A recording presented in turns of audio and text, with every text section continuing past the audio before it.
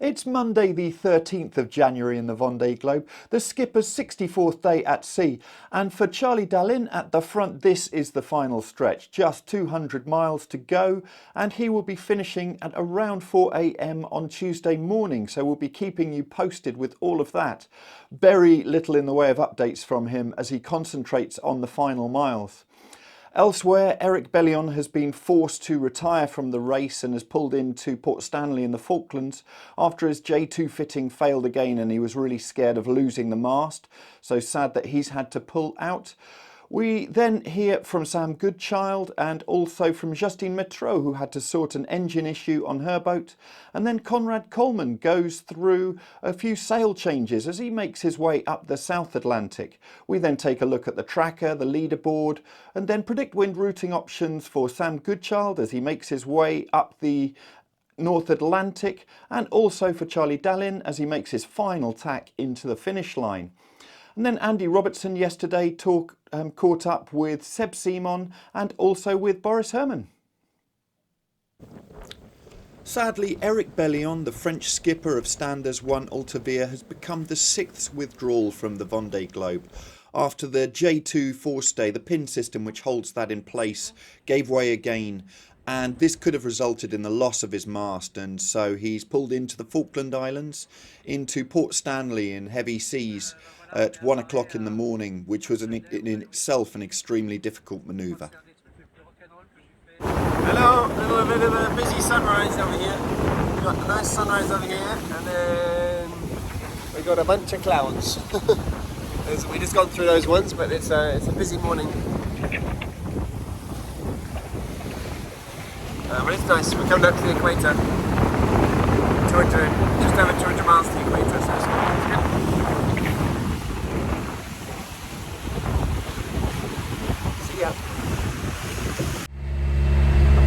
Hi everybody, so it's a bit like a missions time this period on motivating stuff.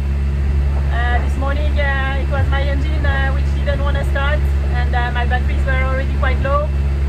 Hopefully I had the hydro generator I could put in the water, and so it was charging while we had the time to find a solution with my team. And finally it was just the starter which was dead, so we had to change it. Hopefully we had a spare one in the boat.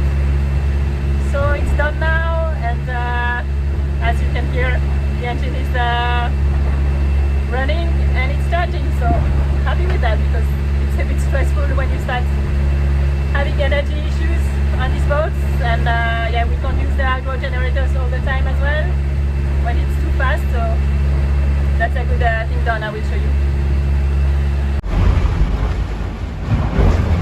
So this is the new starter installed on the engine. It was not too long, it was like a 15 minutes job to do the change, but before that we explored to find where the issue was, if it was on the starter itself or on the ignition box or something like this, but yeah, finally we found the solution. So now I have to pack everything back, and this is the starter I took off. Alrighty, time to get busy. See here, the wind has been shifting like that, and I can no longer maintain the course that the routing has, and so it's time to change sails. Right now we're sailing with the A3, this big black sail, and the J3, this little small jib that is a stay sail, and these are too big and too round to go on a tighter angle. So these guys need to come down.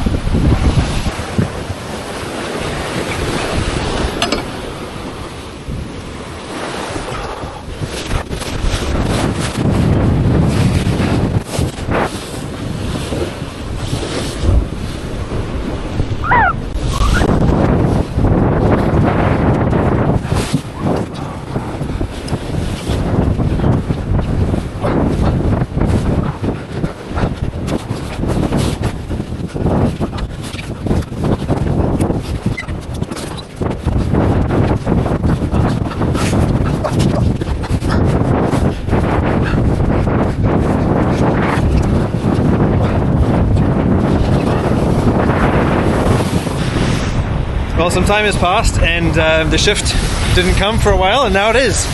But it's also come with more wind than was expected. So we're no longer going from this sail, well, from this sail to this sail, the Cruise Zero.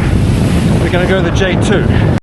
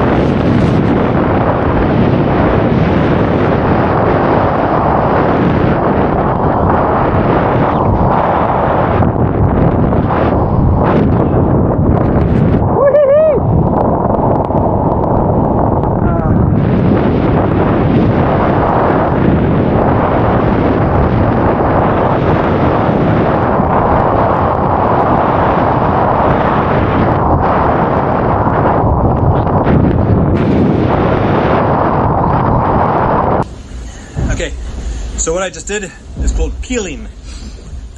Peeling like peeling a piece of fruit, like taking off the outer skin. So in this case, the outer skin is was the big Jenica, and leaving behind the smaller sail underneath it, the J2. So the sail is now packed away inside the front of the boat, and while I was doing that, well, the wind changed again, as if you couldn't guess. So I don't need to go back to the A3, but it is in fact time to go to the J0. So, excuse me, but I've got work to do. On the tracker we can see now that Charlie Dalin has just 200 nautical miles left to sail to the finish line, but the breeze is coming from the east, so it is going to be upwind sailing, and so the ETA for his arrival is around 4 AM on Tuesday morning French time.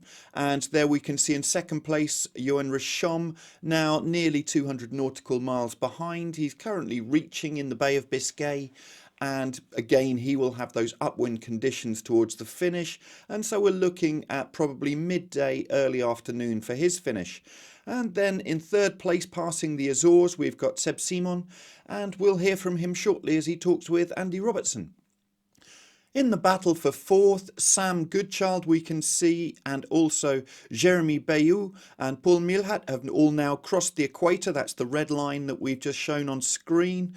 And Nico Lundven has moved up to 7th place. His easterly course is actually now paying off a little bit, as is it for Jusine Mettraux. And we can see Thomas Rouillon and also Boris Herrmann. They're a little bit further to the west, and we're going to hear from Boris as he talks with Andi Robertson about how that westerly course, the wind shift was a little bit later, about 24 hours later, which dropped them back and has helped Nico Lundven after the losses he initially made to the east. In the fight for 11th place, Clarice Kramer and also Sam Davis have tacked onto starboard tack now, and they have made back some real miles on Benjamin Dutroux, who went to the east. Sam Davies especially has made a lot of miles back after that northern option that she took in the Pacific to avoid the storm dropped her back some miles, and she's right on the tail of these two now. The group from 14th onwards is really interesting now, with Roman Atanasio actually into 14th place ahead of Jean Le Cam, the leading daggerboard boat, in 15th. They have come into some really light winds in this transition zone off the Brazilian coast.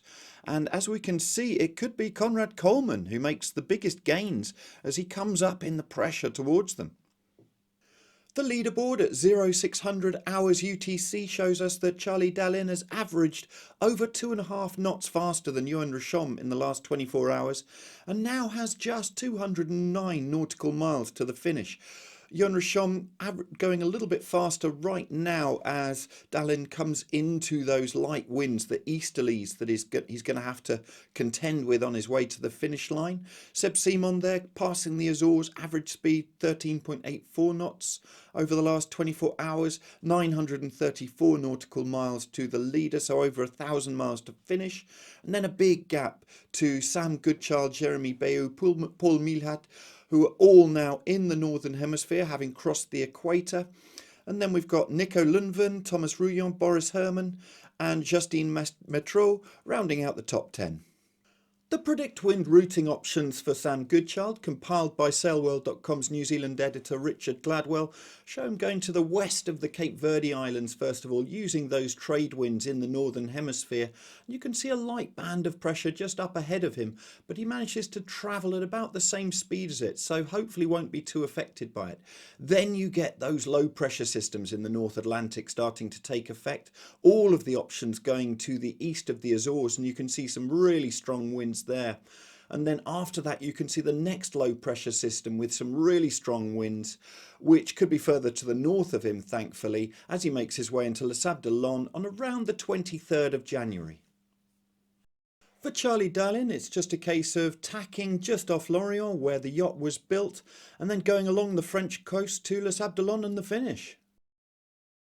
Good morning, Seb. How are you? Good morning, fine, and you? Yeah, very good.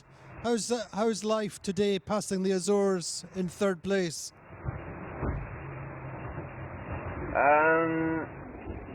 It was pretty nice. I had a really great conditions the last 2 days. Downwind with 20-25 knots. The sea state wasn't really good, but the boat was pretty fast, so it was great. And right now I have a really nice sunrise, as you can see behind me. The sea state is better, the wind is dropping, so I have to change my sail. I have to do a peeling fractional 0 to A3, but it's a really nice condition to take some pleasure on this Vendée Globe for the last few days. I imagine you want to carry on because you're enjoying it, but at the same time you just want to be finished. Yeah, it's still a long trip because there is 4 days of race, but I can feel that it's almost over. So I am pretty happy. I want to just take pleasure for this last few days. And just take all the benefits as I can take. So yeah, I just need to stay focused for the last few days, because this night, for example, it was impossible for me to start my engine. I had a small issue. I find the solution, but that means that I need to stay focused on the boat and take care of the boat until the end. Hi Andy, hi everyone. I'm good. Cheers from Malaysia. How's life on board? What's happening today? Life is good today. We had a big lift here. The others had it earlier, but you saw me yesterday together with Thomas. We were painfully slow and more or less heading almost into Recife, into the Brazilian coast, and we were desperately waiting for the wind to turn right. And the boats further in the east had the lift earlier, more than a day, so they could drag away. And we got it. I got it tonight. I'm now on a nice reach, sunny day, not too much sea state. It's a bit bouncy, but happy life. Tell us, Boris, a little about recovering from these mast climbs. How long does it take? Do you have a process now, or do you just literally collapse? You sound like a bit ironic, almost like you say I'm now dealing so frequently with problems that I should invent a routine of recovery. I don't have it honestly, but Usually the first day after is yesterday I felt rusty and a bit shattered. Even moving around the boat, I felt all the muscles aching a bit and the brain being slow. Last night I could sleep many naps in a row until now. I had an alarm clock to get up in time for the live. So I feel fresh now and I'm recovered. I'm fully recovered. Thank you for watching today. We're going to be up early as we take a look when Charlie Dalin hopefully finishes and sets that massive new record in the Vendée Globe. It's not going to be the end of our coverage by any means, and we're going to continue bringing you updates as the rest of the fleet finishes. So please do subscribe to our channel using the button down here, and take a look at sailworld.com and yachtsandyachting.com for all the latest news in the world of sailing.